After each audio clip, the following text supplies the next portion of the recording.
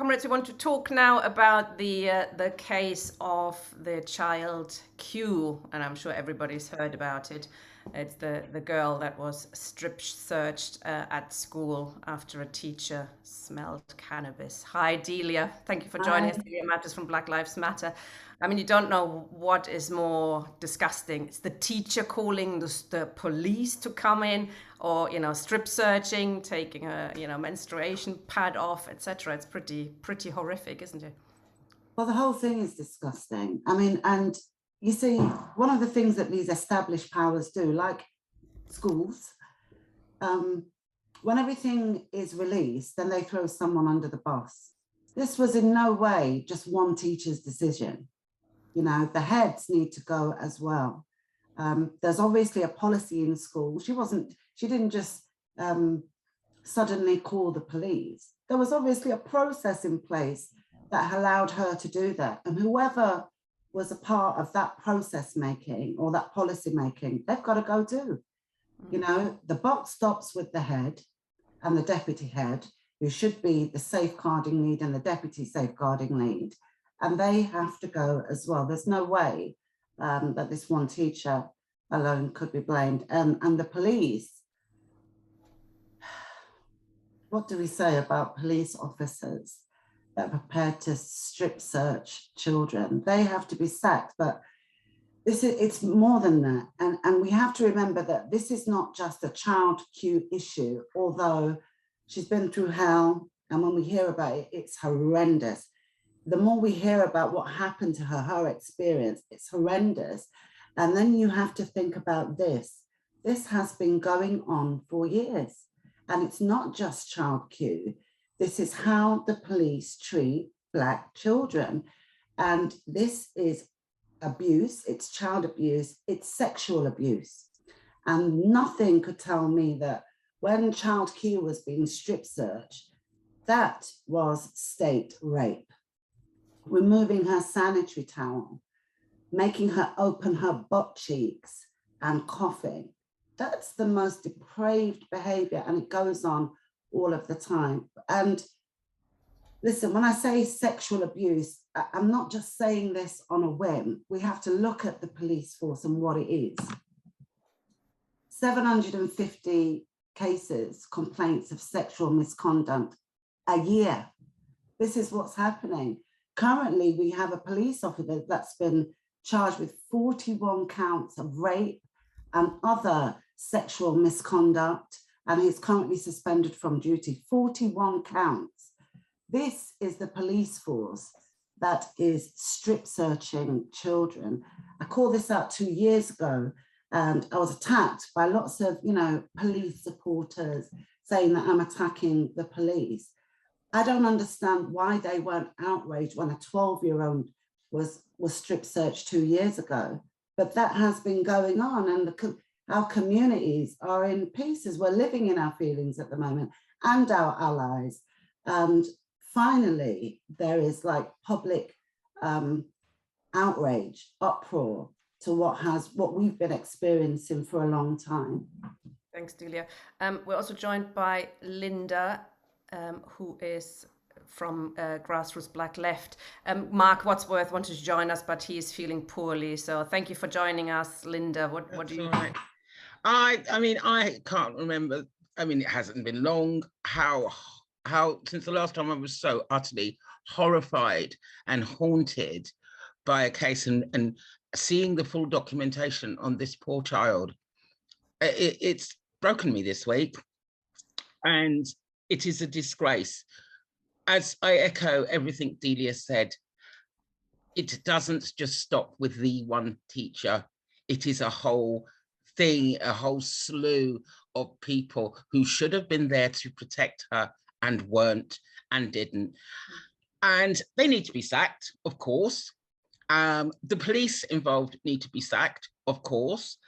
Mostly they need to be named and shamed, because they created a criminal act of rape against a child. It's the same thing.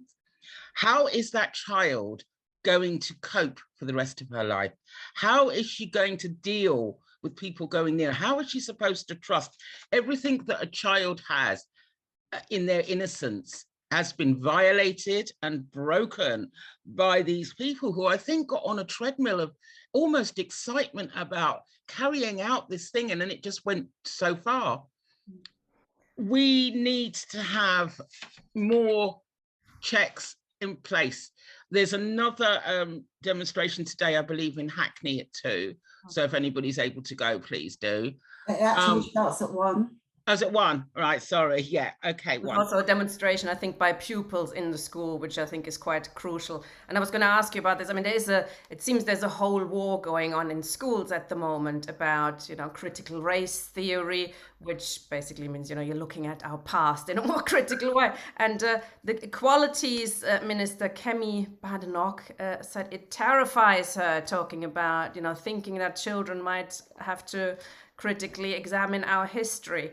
There's prevent, in schools, preventing terrorism. We know what kind of issues that can lead to. And the whole curriculum is being revamped now, isn't it? But there seems to be just a racism theme going through our police force, now our schools, and we know it's been there for years. But it's like, why did it take 2 years to get to us before we knew it? Why did that happen? How did that happen? That we weren't, the public, we weren't informed immediately of the gravity of what has happened. Other children need to be protected from this. How many others have been violated in the period before it was made public to now? What's going to be done? And they, of course, they need to be sued to within an inch of their life. I think that's happening already. But it's the whole systemic racism thing, that it's okay to do this because there's this thing that it's the adultification, particularly of Black girls, where it's okay.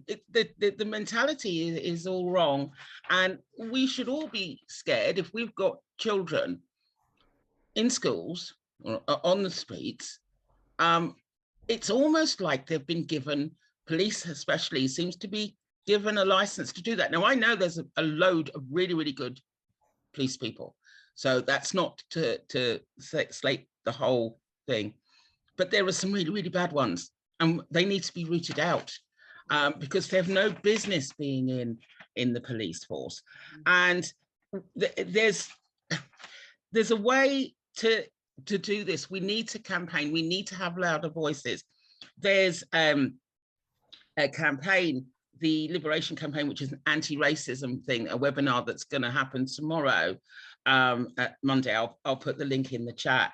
And it's got a real stellar cast of international speakers, including Clive Lewis, Tosona Nalapo, who's the chief executive of the Sharpeville Foundation. And they were a representative of the American George Floyd campaign for justice. So, there's so much going on. I'll put the link in the chat. If you could, I was just going to ask Delia one last question, which is about the prevent and the war in schools at the moment. How can we, as the left, to take that back? I just want to go back to your previous question as well, actually. You talked about the minister and you talked about her views and her being terrified of, us talking about our past and racism. And we just kind of have to own up to what's happening. Like, if you work for a white supremacist organization, it doesn't matter what color of your skin, you're there to do the bidding of that organization. It's just like a police officer. When I see a Black police officer, I cringe, because we know that they are there to do the bidding of a racist police force. So it doesn't really matter what color you are, and that she's just there to do her job, and that's what she's doing. Prevent and the strategies in school.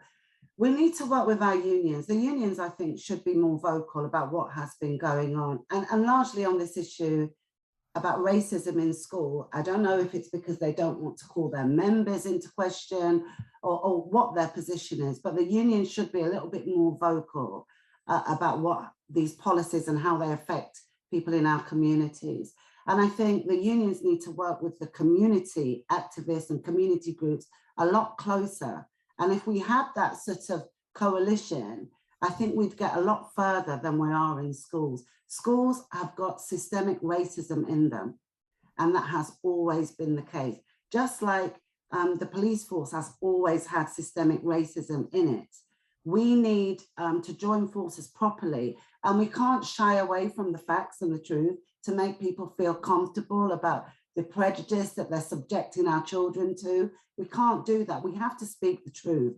The union should be a part of that conversation as well. Thank you both very much.